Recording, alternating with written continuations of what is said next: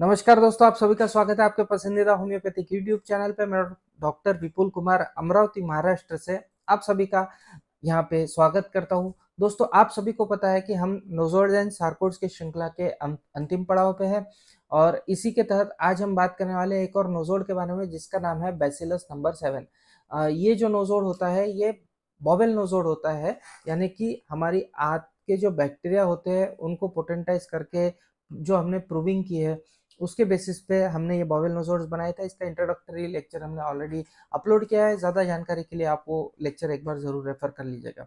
तो आज के वीडियो में जानेंगे कि बैसिलस नंबर 7 के क्या-क्या लक्षण होते हैं, कौन-कौन सी बीमारियां होती है जहाँ पे ये इंडिकेटेड हमें देखने को मिलता है, कौन सी क्लोजली रिलेटेड होम्योपैथिक दवाइयाँ हमें इसके साथ में देखने को मिलती है और इसे किस तरह से लेना है, इन सभी की जानकारी आज के वीडियो में आपको मिलने वाली है। तो वीडियो अंत तक जरूर देखिएगा। तो चलिए दोस्तों, हमारा डिस्कशन शुरू करते हैं।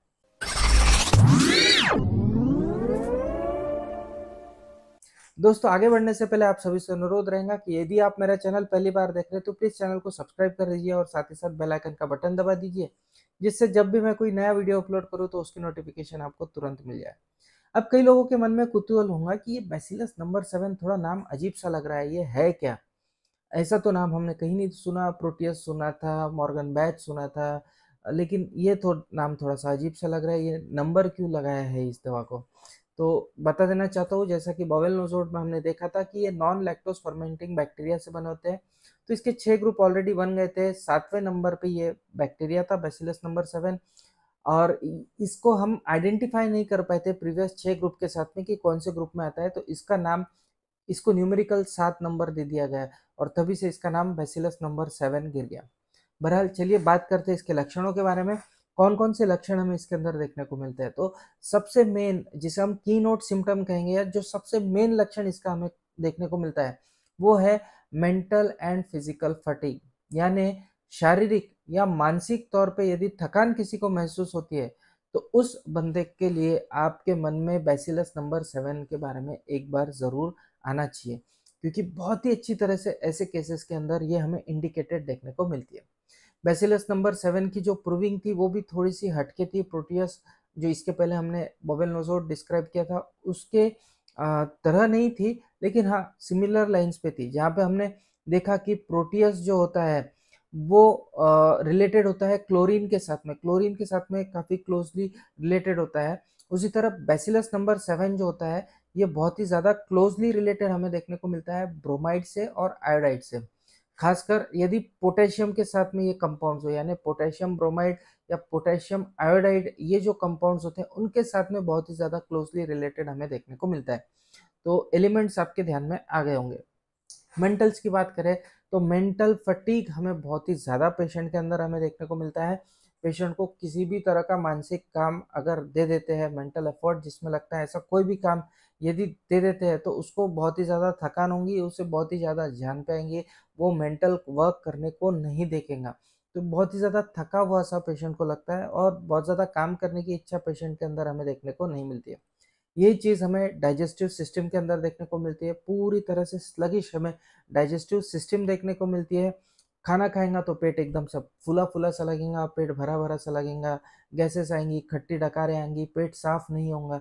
ये सभी लक्षण हमें जीआईटी के अंदर भी देखने को मिलती है।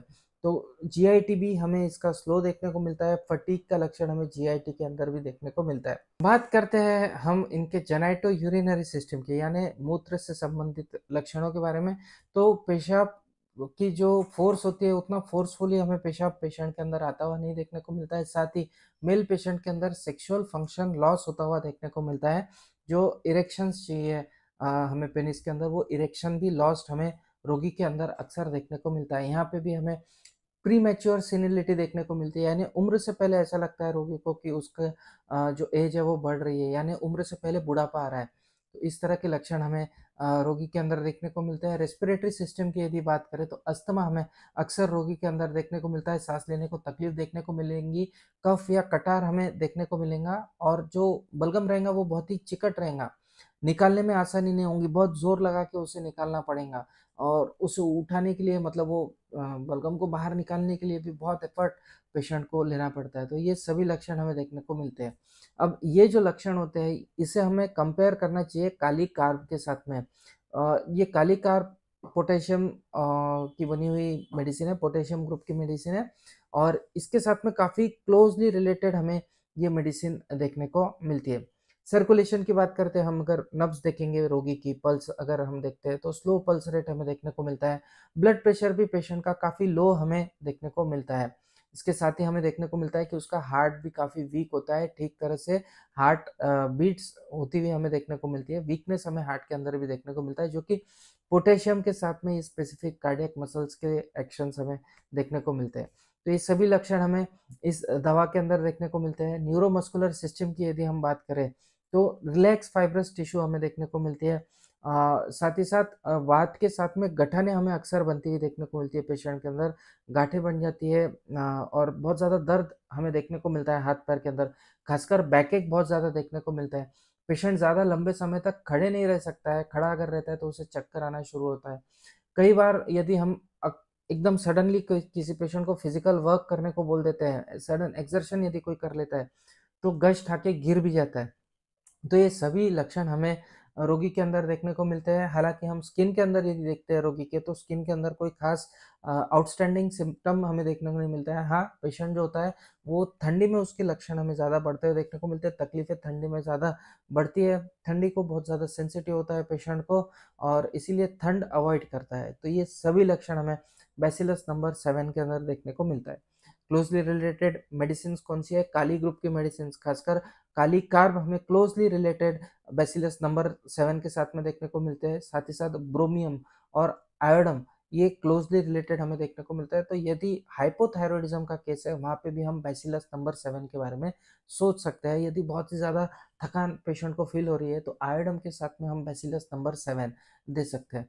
तो ये सभी प्रैक्टिकल एप्लीकेशंस हमें इस दवा के देखने को मिलते हैं। अब इसे लेने का तरीका कैसा है? तो बैसिलस नंबर 7 30 पोटेंसी में आपको मिल जाएंगी। इसकी 2-2 बूंदे सुबह शाम आप पेशेंट के ज़ुबान पे दे सकते हैं। तो ये थी हमारी आज की बॉवेल नोज़ोड। आशा करता हूँ मैंने जो ये बॉवेल नोज़ोड एक्सप्लेन की आप सभी को पसंद आई होंगी। इसी तरह के इंटरेस्टिंग और होम्योपैथी से रिलेटेड वीडियोज़ के लिए मेरे चैनल को सब्सक्राइब करना ना भूलें। अगले वीडियो में इसी तरह का कोई इंटरेस्टिंग टॉपिक लेके आपके सामने फिर से हाज़िर होऊँगा। तब तक के लिए आप सभी की इजाज़त चाहता हूँ। जय हिंद, जय भारत।